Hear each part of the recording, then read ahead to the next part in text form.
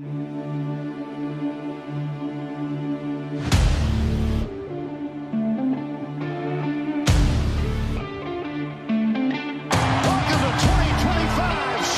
Ohtani as the show continues to roll. Oh my goodness! Shohei Ohtani! Wow! In March of 2019, Ichiro Suzuki walked off a baseball field in Tokyo for the last time, took a microphone, and said something that nobody in America really paid attention to. This is a happy occasion. When I retired that night in Tokyo, I had an incomplete feeling because the great fans of Seattle could not be there. Shohei needs to be the world's greatest player. There aren't other players in the world like him with his size and quickness. At that exact moment, Shohei Ohtani wasn't the world's greatest player. He wasn't even close. He was a 24-year-old kid recovering from Tommy John surgery. He had just finished his first MLB season with the Angels. He couldn't pitch. He was going to spend the next year as a designated hitter and nothing else. Ichiro was retiring with 4,367 hits between Japan and America. First ballot Hall of Famer in waiting. The greatest contact hitter the sport had ever seen. And on his way out of the door, he looked at a half-broken two-way experiment from the Angels and essentially said, "That kid over there is going to be the best thing baseball has ever produced." Everybody smiled and nodded and moved on. 6 years later, on a Friday night in October at Dodger Stadium, the entire sport finally understood what Ichiro had been trying to tell them. His first pitch of the day. Ohtani is all over it. A towering shot in the air to right, and it is gone! To understand why Ichiro's warning mattered, you'd have to understand what Shohei Ohtani was to a kid growing up in Japan in the early 2000s. Ohtani has said it himself. Growing up, Ichiro wasn't a baseball player. He was a different species, larger than life, a superstar with a kind of charisma that didn't exist anywhere else in the sport. Ohtani said the way kids look at him now is the way he used to look at Ichiro. That's the relationship. That's the weight of what Ichiro said on that stage in 2019. And it wasn't just a retirement speech. Before Ohtani ever threw a pitch in the major leagues, he flew to America and did something most rookies would never dream of doing. He went to Ichiro's house. Ichiro gave him some technical advice. Then he said the thing Ohtani has repeated for the rest of his career: you should believe in your talents, in what you've done, and in your potential. Ohtani said later that those words were the start of him changing. They were the thing that pushed him to evolve. Every year, his idol told him, you have to keep evolving or the rest of the world catches up. So when Ichiro stood at his own retirement in 2019 and called Ohtani the future greatest player in the world, it wasn't hype.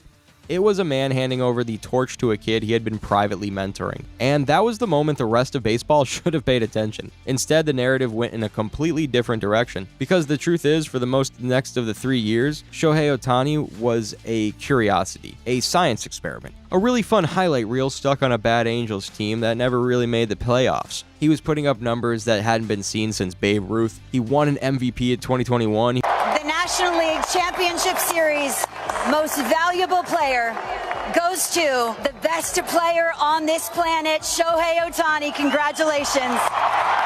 He won another one in 2023. And the MVP, no doubter for Shohei.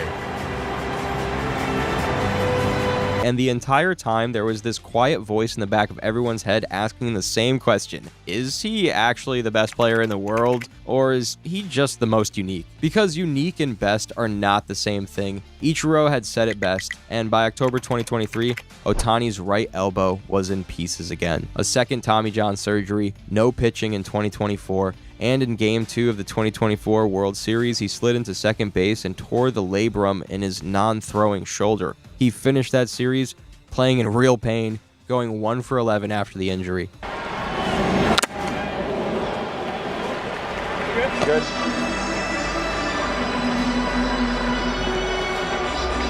Shohei making sure the Kirk is okay there. The Dodgers won the title anyway. Ohtani got his first ring, but the question was louder than ever. Could the two-way thing actually survive another full year? Was the best player in the world really just a DH with a broken body? Nothing about the start of 2025 made the answer feel obvious. Ohtani didn't throw a single pitch in the major leagues until June 16th, 8 months after labrum surgery. Still on a pitch count, still being babied by the Dodgers medical staff, his first outing lasted 28 pitches and 1 inning. The Dodgers themselves were a mess. They started the season 23-10, and everyone whispered about them breaking the single-season wins record. Then reality hit. Over the next 110 games, they were almost exactly a .500 team. Their rotation was hurt, their bullpen was an open wound, their lineup disappeared for weeks at a time. At the lowest point during a trip to Baltimore in early September, Dave Roberts called a team meeting just to try to get his guys to believe in themselves again. This was the defending champion with the highest payroll in the sport, and the manager was giving motivational speeches to save the season. Ohtani, through all of it, was doing Ohtani things. He hit 55 home runs, he stole 20 bases, he posted a 1.014 OPS, he broke Babe Ruth's modern-day record for runs, scored in a season with 146. On the mound, in limited action, he had a 2.87 ERA. Ohtani, did he? Ohtani! Ohtani has done it again! His third home run! But October came, and the slump came with it. The wild card round against Cincinnati was fine. He hit 2 homers in Game 1, and the Dodgers swept. Then it started getting quiet. The NLDS against Philadelphia, he was almost invisible at the plate. And then came the NLCS against Milwaukee. The Brewers had the best record in baseball, 97 wins, the most dangerous pitching staff the Dodgers had seen all year. And from the moment the series started, they treated Shohei Ohtani like he was prime Barry Bonds. Left-hander after left-hander, intentional walks, 4 pitch-around jobs, a respect level bordering on fear, and the result was ugly. Through the first 3 games, Ohtani was 2 for 11 with 0 home runs and 5 strikeouts. Going into Game 5, across his last 7 postseason games, he was battling .103, 1 extra base hit, an 8-game homer drought after hitting 55 in the regular season. The story writers were sharpening their knives. The greatest regular season player on earth was shrinking in the moment that actually mattered. Again, the two-way thing looked like a regular season novelty, not a championship weapon. The Dodgers were up 3-0 in the series. It didn't matter. People wanted to know if Ohtani could actually show up when it counted. And the scariest part was that he hadn't pitched in nearly 2 weeks since his quality start in Game 1 of the NLDS against the Phillies. 12 days of rest, a body still not fully trusted by the team that paid him $700 million. On October 17th, Ohtani walked onto the Dodger Stadium mound with one job: save the narrative, prove Ichiro right. He walked the first batter, then he struck out Jackson Chourio on a 100.3 mile-per-hour fastball. He struck out Christian Yelich on another 100 mile-per-hour fastball. He struck out William Contreras on a sweeper, 3 up, 2 on base, 3 strikeouts to end the inning. Then he ran to the dugout, strapped on his helmet, grabbed his batting gloves, and walked straight back out to the plate. Jose Quintana was on the mound for the Brewers. Full count, 3-2. Quintana threw a fastball. Ohtani hit it 446 feet, 115.6 miles per hour off the bat, deep into the right field pavilion. The first leadoff home run by a starting pitcher in Major League Baseball history. Not this year, not this decade, ever. Not even Babe Ruth did that. In the 4th inning, Ohtani came up again. Brewers reliever Chad Patrick threw him a cutter. Ohtani hit it 469 feet at 116.9 miles per hour. The ball cleared the pavilion roof in right center field. It literally left Dodger Stadium, rolled off into the concession area on the other side. Back on the mound, the Brewers still hadn't scored, still didn't have an answer for him. He was throwing splitters the Brewers missed on every single swing. In the 7th inning, Ohtani came to the plate for his 3rd at-bat. The crowd at Dodger Stadium was on its feet, chanting MVP before the pitch was even thrown. He hit a line drive 113.6 miles per hour to straightaway center field. Gone. 3 home runs, 1,342 combined feet, the 3 hardest hit balls of the night, the 3 farthest hit balls of the night. Meanwhile, on the mound, the line read 6+ scoreless innings, 2 hits, 3 walks, 10 strikeouts. He led every pitcher in the game in whiffs. He threw the 11 hardest pitches of the night. He was the first pitcher in history to hit 3 home runs and strike out 10 in the same postseason game. He was the first player in 83 years to hit 3 home runs in a game he started as a pitcher. The last one to do it was Jim Tobin for the Boston Braves in 1942. When the Dodgers finally finally took Ohtani out of the game after the first two battlers reached in the seventh. 52,883 people at Dodger Stadium stood up at the same time. A complete stadium ovation for a man who spent the previous 2 weeks being called a choker by half the baseball internet. But I finally got the bat out one time, and I think it was like 463. Whoa. Dave Roberts said afterward it was probably the greatest postseason performance of all time. Yeah, that was,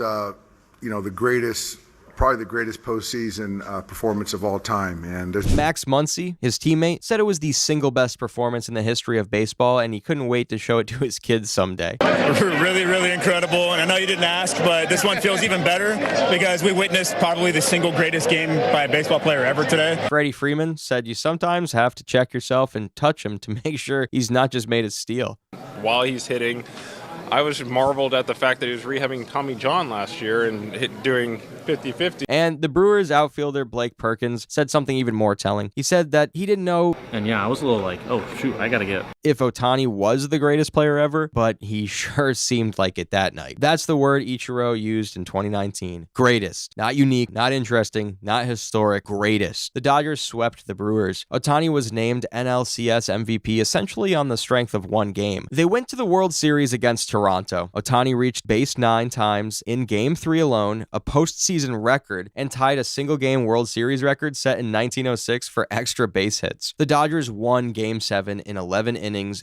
And the Los Angeles Dodgers have won the National League pennant. They sweep the Brewers. In one of the greatest baseball games ever played. Back-to-back titles, a second ring for Ohtani in as many years with the team. And somewhere in Seattle, the man who had been inducted into the Hall of Fame earlier that year, the first Japanese-born player ever elected to Cooperstown, was watching his prophecy come true in real time. Because here's what everybody missed in 2019. When Ichiro Suzuki said Ohtani needed to be the world's greatest player, he wasn't making a prediction, he was giving an instruction. He was passing something on. He was telling the kid who once sat in his living room that the bar was already higher than anyone else in the world had set it, and it was his job to clear it. Ohtani spent the next 6 years clearing it, and now the records are almost embarrassing. 3 MVPs, 2 rings, 55 homers in a season. Babe Ruth's runs scored record, the first player in history to hit 50 homers and steal 20 bases in multiple seasons. 10 straight years with at least 10 home runs and 10 steals, tying an Ichiro record. A 40-game on-base streak that is still alive heading into the 2026 season. He's now doing to the record books what Ichiro did to the hit totals. He is rewriting them faster than anyone can keep up. The thing about prophecies in sports is that they almost always age badly. Hall of Famers pick favorites and get it wrong. Legends hype up the next generation, and the next generation crumbles under the weight of the expectation. Ichiro Suzuki did not get it wrong. He saw a 24-year-old DH coming off Tommy John surgery on a losing team and told the entire sport that this kid was going to become the greatest player in the world. Nobody listened. Not really. Not until one Friday night in October when Shohei Ohtani threw 100 miles per hour, hit the ball 469 feet, and finally forced the world to look up from its phone and understand what his idol had been saying the whole time. The torch didn't just get handed over, it got lit on fire. And somewhere in the cosmic scoring system of baseball, the old man who did it first got it right.